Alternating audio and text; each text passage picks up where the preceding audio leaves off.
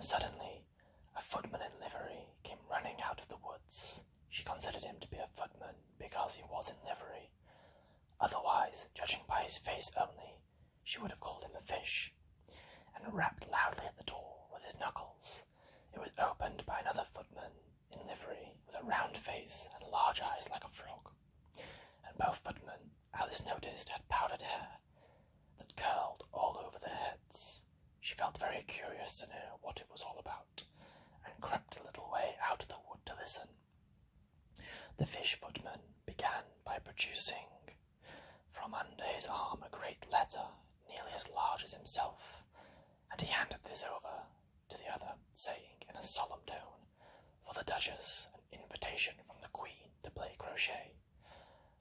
The frog footman repeated in the same solemn tone, only changing the order of words a little, "From the Queen, an invitation for the Duchess to play croquet."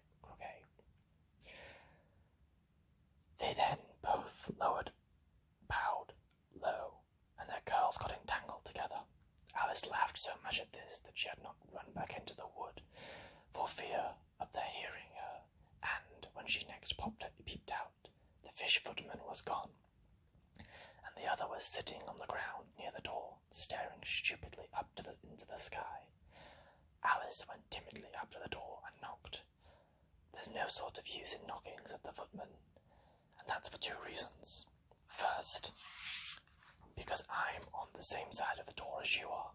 Secondly, because they're making such noise inside no one could possibly hear you. And certainly there was a most extraordinary noise going on within, a constant howling and sneezing, and every now and then a great crash as if a dish or kettle had been broken to pieces." "Please then," said Alice, "how am I to get in? There might be some sense in your knocking," the footman went on, without attending to her. "If we had that door between us, for instance, if you were inside, you might knock and I could let you out, you know." He was looking up into the sky all the time he was speaking, and this Alice thought decidedly uncivil. But perhaps he can't help it, she said to herself. His eyes are so very nearly at the top of his head. But, at any rate, he might answer questions. "How am I to get in?" she repeated aloud. "I shall sit here," said the footman remarked, "till tomorrow." At this moment, the door of the house opened, and a large plate came skimming out straight at the footman's head. It just grazed his nose and broke to pieces against one of the trees behind him. "Or next day, maybe," the footman continued in the same tone, exactly as if nothing had happened. "How am I to get in?" asked Alice again in a louder tone. "Are you to get in at all?" said the footman. "That's the first question, you know." It was, no doubt. Only Alice did not like to be told so. "It's really dreadful," she muttered to herself, "the way all creatures argue. It's enough to drive one crazy." The footman seemed to think this a good opportunity for repeating his mark with variations. "I shall sit here," he said, "on and off, for days and days." "But what am I to do?" said Alice. "Anything you like," said the footman, and began whistling. "Oh, there's no use in talking to him," said Alice desperately. "He's perfectly idiotic." And she opened the door and went in. The door led right into a large kitchen, which was full of smoke from one end to the other. The Duchess was sitting on a three-legged stool in the middle, nursing a baby. The cook was leaning over the fire, stirring a large cauldron, which seemed to be full of soup. "There's certainly too much pepper in that soup," Alice said to herself, as well as she could for sneezing. There was certainly too much of it in the air. Even the Duchess sneezed occasionally, and the baby was sneezing and howling alternately, without a moment's pause. The only things in the kitchen that did not sneeze were the cook and a large cat which was sitting on the hearth and grinning from ear to ear. "Please would you tell me," said Alice a little timidly, for she was not quite sure whether it was good manners for her to speak first, "why your cat grins like that?" "It's a Cheshire cat," said the Duchess, "and that's why. Pig." She said the last word with such violence that Alice quite jumped, but she saw in another moment that it was addressed to the baby and not to her. She took courage and went on again. "I didn't know that Cheshire cats always grinned. In fact, I didn't know that cats could grin. They all can, said the Duchess, and most of them do. I don't know of any that do, said Alice very politely, feeling quite pleased to have gotten into a conversation. You don't know much, said the Duchess, and that's a fact. Alice did not at all like the tone of this remark, and thought of it would be as well to introduce some other subject of conversation. While she was trying to fix on one, the cook took the cauldron of soup off the fire, and at once set to work throwing everything within her reach at the Duchess and the baby. The fire irons came first, then followed a shower of saucepans, plates, and dishes. The Duchess took no notice of them, even when they hit her, and the baby was howling so much already that it was quite impossible to say whether the blows hurt or not. Oh, please mind what you are doing, cried Alice, jumping up and down in an agony of terror. Oh, there goes his precious nose, as an unusually large saucepan flew close by it, and very nearly carried it off. If everybody minded their own business, the Duchess said in a hoarse growl, the world would go around a deal faster than it does. Which would not be an advantage, said Alice, who felt very glad to get an opportunity of showing off a little of her knowledge. Just think what would work. Make the day work with night and day. You see, the earth takes 24 hours to turn round on its axis. Talking of axes, said the Duchess, chop off her head. Alice glanced rather anxiously at the cook to see if she meant to take the hint, but the cook was busily engaged in stirring the soup, and did not seem to be listening. So she ventured to go on again. 24 hours, I think, or is it 12? Oh, don't bother me, said the Duchess. I never could abide figures. And with that she began nursing her child again, singing a sort of lullaby as she did so, and giving a violent shake at the end of every line.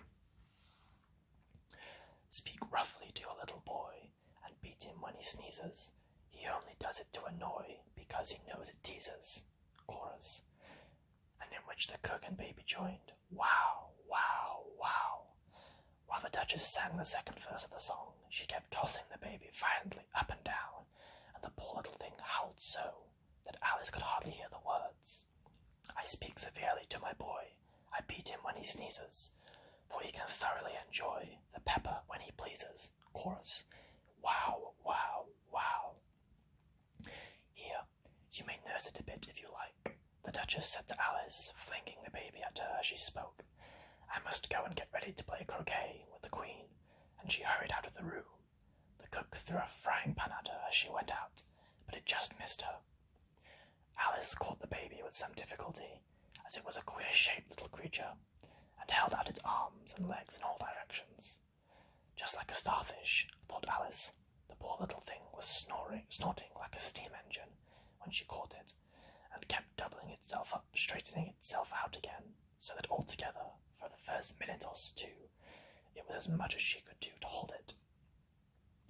As soon as she made out the proper way to nursing it, which was to twist it up into some sort of knot, and then hold it tight of its right ear and left foot, so as to prevent it from undoing itself, she carried it out of the open air. If I don't take this child away with me, thought Alice, they're sure to kill it in a day or two. Wouldn't it be murder to leave it behind? She said the last words out loud, and the little thing grunted in reply. It had left off sneezing by this time. Don't grunt, said Alice. That is not the proper way of expressing yourself. The baby grunted again, and Alice looked very anxiously into its face to see what was the matter with it. There she could be no doubt that it had a very turn-up nose, much more like a snout than a real nose. Also its eyes would get extremely small for a baby. Altogether, Alice did not like the look of the thing at all. But perhaps it was only sobbing, she thought, and looked into its eyes again to see if there were any tears. No, there were no tears, and if you're going to turn into a pig, my dear, said Alice seriously, I'll have nothing more to do with you. Mind now, the poor little thing sobbed again, or grunted. It was impossible to say which, and they went on for some while in silence. Alice was just beginning to think to herself, now what am I to do with this creature when I get home? When it grunted again, so violently that she looked down into its face in some alarm. This time there could be no mistake about it. It was neither more nor less a pig, and she felt it would be quite absurd for her to carry it any further. So she set the little creature down, and felt quite relieved to see it trot away quietly into the wood. If it had grown up, she said to herself, it would have made a dreadfully ugly child, but it makes a rather handsome pig, I think. And she began thinking over other children she knew who might do very well as pigs, and it was just saying to herself, if only one knew the right way to change them, when she was a little startled by seeing the Cheshire Cat sitting upon a bough of a tree a few yards off. The cat only grinned when it saw Alice. It looked good-natured, she thought. Still, it had very long claws and a great many teeth, so she felt that it ought to be treated with respect. Cheshire Puss, she began, rather timidly, as she did not at all know whether it would like the name. However, it only grinned a little wider. Come, it's pleased so far, thought Alice, and she went on. Would you tell me, please, which way I ought to go from here? That depends a good deal on where you want to get to, said the cat. I don't much care where, said Alice, but it doesn't matter which way you go, said the cat. So long as I get somewhere, added Alice as an explanation. Oh, you're sure to do that, said the cat, if only you walk long enough. Alice felt that this could not be denied, so she tried another question. What sort of people live about here? In that direction, said the cat, waving its right paw around, lives a hatter, and in that direction, waving the other paw, lives a March hare. Visit either you like, they're both mad. But I don't want to go among mad people, Alice remarked. Oh, you can't help that, said the cat. We're all mad here. I'm mad. You're mad. How do you know I'm mad, said Alice. You must be, said the cat, or you wouldn't have come here. Alice didn't think that proved it at all. However, she went on. And how do you know that you're mad? To begin with, said the cat. A dog's not mad, you grant that. I suppose, said Alice. Well then, the cat went on, you see a dog growls when it's angry and wags its tail when it's pleased. Now I growl when I'm pleased and wag my tail when I'm angry. Therefore, I'm mad. I call it purring, not growling, said Alice. Call it what you like, said the cat. Do you play croquet with the Queen today? I should like it very much, said Alice, but I haven't been invited yet. You'll see me there, said the cat, and vanished. Alice was not so much surprised at this. She was getting so used to queer things happening. While she was looking at the place where it had been, it suddenly appeared again. By the by, what became of the baby? Said the cat. I'd nearly forgotten to ask. It turned into a pig. Alice said quietly, just as if it had come back in a natural way. I thought it would, said the cat, and vanished again. Alice waited a little, half expecting to see it again, but it did not appear, and after a minute of silence, she began to walk in the direction in which the March hare was said to live. I've seen hatters before, she said to herself. The March hare will be much more interesting, and perhaps, as this is May, it won't be raving mad. At least, not so mad as it was in March. As she said this, she looked up, and there was a cat again, sitting on the branch of a tree. Did you say pig or fig? Said the cat. I said pig, replied Alice, and I wish you wouldn't keep appearing and vanishing so suddenly. You make one quite giddy. All right, said the cat, and this time it vanished quite slowly, beginning with the end of the tail and ending with the grin, which remained some time after the rest of it had gone.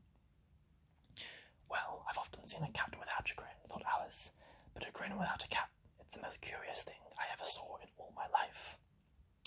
She had not gone much farther before she came in sight of the house of the March hare. She thought it must be the right house, because the chimneys were shaped like ears, and the roof was thatched with fur. It was so large a house that she did not like to go nearer till she had nibbled some more of the left-hand bit of the mushroom, and raised herself to about 2 feet high. Even then she walked upwards towards it rather timidly, saying to herself, I suppose it should be raving mad after all. I almost wish I'd gone to see the hatter instead.